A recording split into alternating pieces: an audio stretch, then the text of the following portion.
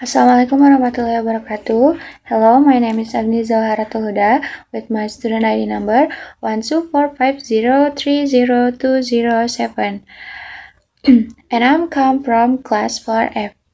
Here, I'm going to explain my translation analysis for this assignment.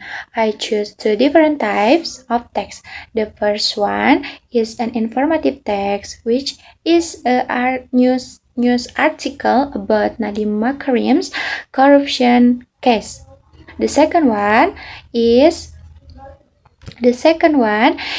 an expressive text, which is the poem by Hujan Bulan Juni by Sapardi Djoko Damono. Okay, I will start with the informative text. Since it is a new article, my main concern was making sure the information stay accurate and easy to understand. I didn't want to change the meaning of the original text, but at the same time, I want the English version to sound like a real news article. So, the first technique is literal translation.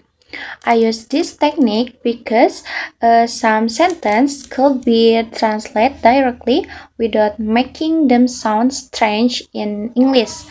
So, for example, hakim memerintahkan Nadiem hadir kembali di persidangan. Nah, I translate it as the court ordered Nadiem to appear again for the verdict hearing. I kept the meaning almost exactly the same because the sentence already works naturally in English. So the second technique is transposition. One example is the phrase mantan Mendikbudristek Nadiem Makarim. Instead of using the Indonesian abbreviation, I translate it into its full official title, former Minister of Education, Culture, Research, and Technology. I did this because readers outside Indonesia might not to understand what Mendikbudristek means. So, I also use modulation. For example, Nadiem akan menghadapi vonis pekan depan. I translate it as he is scheduled to receive the court's verdict next week. I think this sounds more natural than translating it word for word as fast the verdict.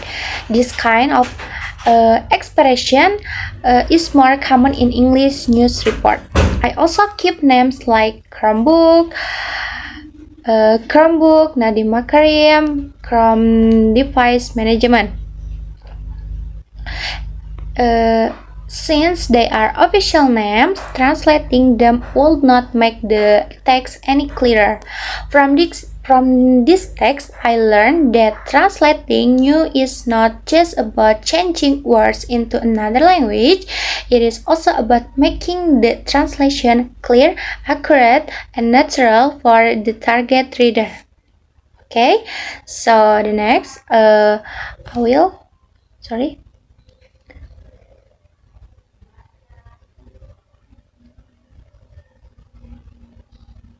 Okay, so the next I will continue with the expressive text.